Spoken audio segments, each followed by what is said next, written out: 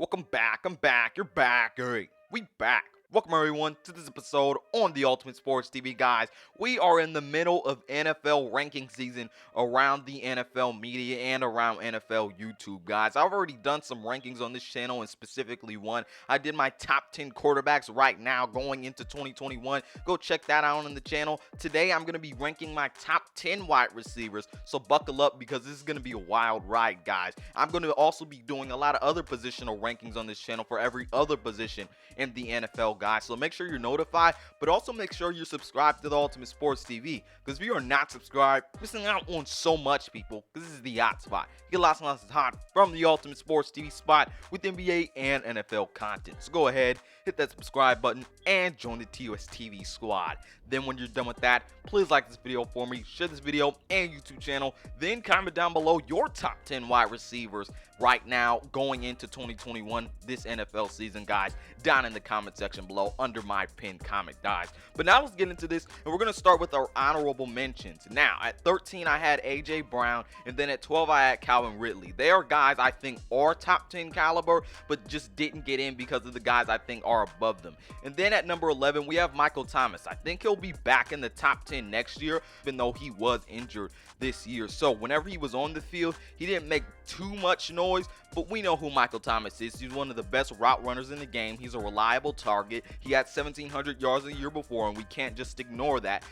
He'll be back in the top 10 next year, but right now I think there's some other guys ahead of him that are more deserving to be in the top 10. Some other honorable mentions I thought were in contention to get in the top 10 were OBJ, Amari Cooper, Jarvis Landry, certainly Adam Thelin, Terry McLaurin, Chris Godwin, and Tyler Locket, guys. These were guys I thought were in contention to get in the top 10, but there were some ticks in their production or in their skill set that I didn't think were as good as some other guys up here. But now let's get into my top 10 wide receivers right now going into 2021, people. Let's start with number 10 and number 9. At 10, I got Justin Jefferson, and at number 9, I got Allen Robinson. Now, when we're looking at number 10 with Justin Jefferson, he had an extraordinary 1,400 yards. A lot of people may make the argument to wait till next year to put him in the top 10 to see if he can sustain those same numbers from last year or similar numbers from last year when he's seeing more double teams, when he's seeing more zone coverages, and he becomes more of a number 1 receiver. But my argument to that would be down the stretch last year. If you ask Justin Jefferson and you look at the tape,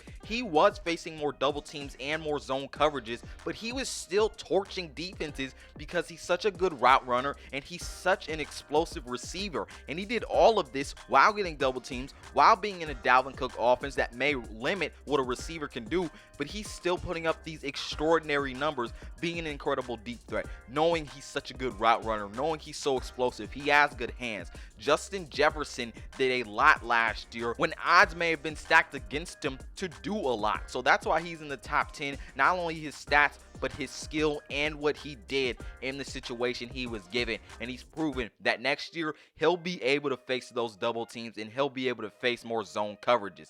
At number 9 with Allen Robinson, over the course of his career and mainly the past 2 seasons with the Chicago Bears, he has not had good quarterback play. But yet, these past 2 seasons with the Bears, he still had a season over 1,100 yards. And just this past year, he had a season over 1,200 yards, people. Yes, people, what I am telling you is while still having bad quarterback play, but also garnering double teams and being the number 1 star receiver on his team, Allen Robinson has still put up monster numbers as his team's number 1 receiver. It's just been incredible what he's been able to do as a 50-50 ball receiver, a good route runner, a guy who can definitely score you some points in the red zone. He's a reliable option on the field always. While he's not as impactful as some other receivers ahead of him on this list, Allen Robinson is still a very, very dynamic wide receiver. You have to applaud him for what he does because he is a very underrated player.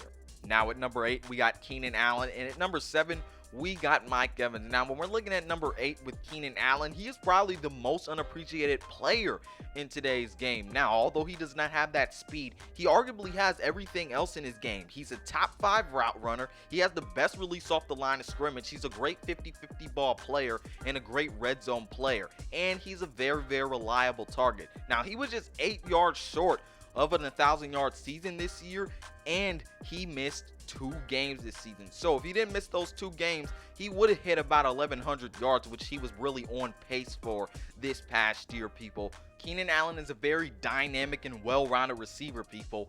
Put some respect on his name. At number 7 with Mike Evans, he's one of the more consistent receivers in the game, and he's one of the more underrated receivers in the game, because I've been seeing some people not put him in their top 10. I think that's kind of ridiculous and outrageous, but yes, he's one of the more consistent receivers in the game, and he had to get another 1,000-yard season to his resume this year, making him the only player in NFL history to have 7 consecutive 1,000-yard seasons in his first 7 seasons. Mike Evans has never not had a 1,000-yard season in his career. He's a reliable receiver. He's consistent. He's a great red zone threat. He's a true number 1 receiver. He is a somewhat complete receiver, and some people call this year a down year for Mike Evans. While it's not a 1,300-yard season, it still shows that with another 1,000-yard season, he is definitely one of the more consistent wide receivers in the league. And that's all I got to say about Mike Evans. He is incredible. Next up, at number 6, we got Julio Jones, and at number 5, we got DK Metcalf. Now, when we're taking a look at Julio Jones at number 6, yes, he was on and off the field last year. Yes, he did miss about 7 games last year. But look at his stats. He had 771 yards last year, almost edging out 800 yards in only 9 games. He was on an incredible pace to get at least over 1,400 yards last year. In those little games that he played, he had huge impact, put up crazy stats, and was just doing Julio Jones things. In the games he played, he was still doing tremendous things. So that's why I'm not going to hold him out of the top 10. While there are guys ahead of him, guys that did have better stats, that's why I'll hold him out of the top 5 for right now. But he'll be back in the top 5 next year, especially because he's on the Titans offense. That'll really impact him a lot and make him into a better receiver. But we know who Julio Jones is. He's difficult to game plan for. We know he's got the speed, he's got the size, he's got the red zone threat, he's a deep threat. He'll kill you anywhere on the field. We know this. But what he did last year is kind of underrated, because no one talks about how he had just about 800 yards in 9 games that he played. So he was already on a ridiculous pace to put up some incredible stats, and I don't think that should be ignored. Now, with DK Metcalf sitting at number 5, he is far from Calvin Johnson's level, and I do think people may need to slow down on the Calvin Johnson comparisons, but you can't help but see the skill set comparisons that DK Metcalf and Calvin Johnson have. He's a speedster, and it's crazy how fast this guy is and how he can burn you downfield, but also how big he is. How are you so big but so fast at the same time? In DK Metcalf's case, he's a really physical receiver. It's really hard to get into 50-50 ball matches with him as a corner. He's got the speed, he's got the size, he's a route runner, and he's physical and hard to guard people. And his offensive impact on the Seahawks is really big, because he is definitely a guy who's going to get you those yards and get you the first downs, knowing he'll get you almost 16 yards per play, and that's just crazy. DK Metcalf is a really versatile piece as a receiver, a deep threat, and really going anywhere on the field, and the sky is the limit for this guy. He is a top 5 receiver in my mind. Alright people, moving into the top 4, at number 4, we got Stefon Diggs, and at number 3, we got Davantae Adams. Now, when we're looking at number 4 with Stefon Diggs, he really added sauce to the Bills offense, because we look at the beginning of 2020 and the end of 2019 for the Bills.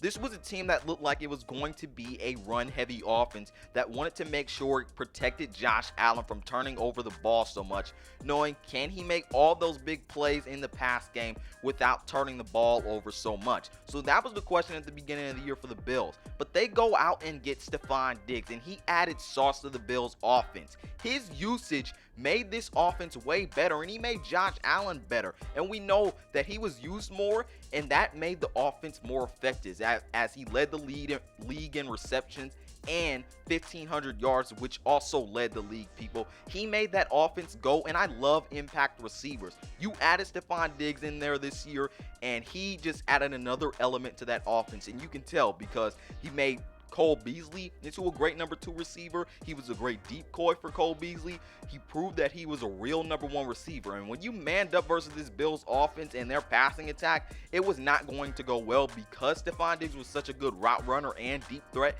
combining him with Josh Allen. So not only did Stefon Diggs make Josh Allen better, but he added another element to this team this year, and we know that because at the beginning of the year, this team wasn't really just talking about being that pass-happy offense.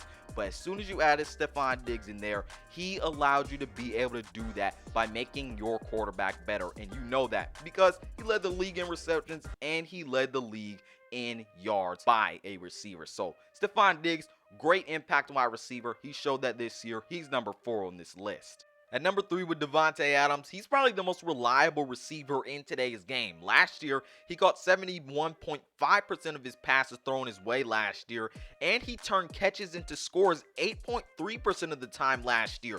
Those are both at historic rates, and you can tell with the usage he gets on that Green Bay Packers offense as a receiver, and really as the only star receiver on that team, he really turns each catch into a big play, and he's one of the more explosive wide receivers in this game. So you have to applaud Davantae Adams for carrying a load on the Packers offense and really taking his usage rate to another level. Although Davantae Adams is not a deep threat, which probably keeps him from being number 1 or number 2 on this list for me, he is a very, very complete receiver aside from the speed or being a deep threat. He's a very physical receiver. He's the best route runner in the league. His impact on an offense is huge, especially on the Green Bay Packers offense. He's an incredible red zone target. He had loads of touchdowns last year, and really anything else in his game you can name other than the speed, Davantae Adams is pretty much good at it. So that's why I have him at number 3 on this list, and he is such a good receiver. And I arguably could have put him at number 1 because I went back and forth about it. But Davantae Adams is an incredible receiver,